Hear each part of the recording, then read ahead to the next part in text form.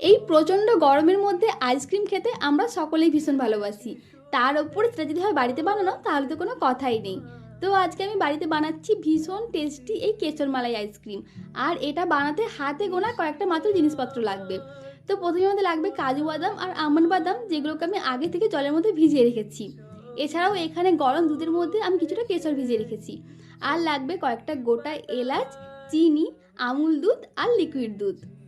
এবার আগে থেকে যে বাদামগুলো ভিজিয়ে রেখেছিলাম ওর মধ্যে থেকে আমন্ড বাদামের ছালগুলো ছাড়িয়ে নেব। কারণ আইসক্রিমের মধ্যে এই আমন্ড বাদামের ছালগুলো মুখে পড়লে খেতে খুব একটা ভালো লাগে না। আর জলে ভিজে রাখার জন্য খুব সহজেই এগুলো ছাড়ানো হয়ে যাবে। এবার একটা মিক্সি জারের মধ্যে দিলাম ভেজানো বাদাম, কয়েকটা গোটা এলাচ, আর আগে থেকে দুধের মধ্যে ভিজে রাখা সেই কেশর, আমুল দুধ আর স্বাদ মতো চিনি।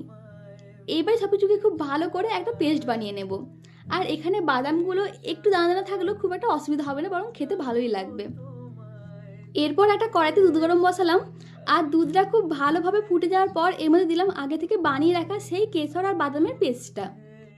এরপর এটা কিছুক্ষণ ধরে ফোটাতে হবে, যতক্ষণ না দুধের এই মিশ্রণটা একটু ঘন হয়ে আসছে।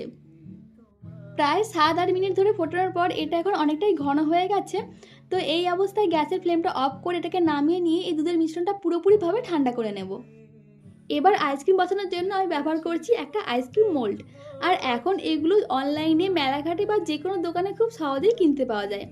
বাড়িতে কোনো আইসক্রিম মোল্ড থাকলে কিন্তু যে কোনো সময় খুব সহজেই আইসক্রিম বানানো যায়। তো ঠান্ডা হয়ে যাওয়া ওই দুধের মিশ্রণটা এই আইসক্রিম মোল্ডের মধ্যে দিয়ে এখন এটা ঢাকনাগুলো আটকে দিচ্ছি। এবার এটাকে সারা রাতের জন্য ডিপ ফ্রিজে রেখে দেবো। তারপর পরের দিন সকালবেলা ডিপ ফ্রিজ থেকে বের করে নিলেই আমাদের আইসক্রিম তৈরি খাওয়ার জন্য। ডিপ ফ্রিজ থেকে বের করার পর এই মোলটা কিছুক্ষণ এমনি রেখে দিলে কিন্তু খুব সহজেই এর মধ্যে থেকে আইসক্রিমগুলো বেরিয়ে আসবে।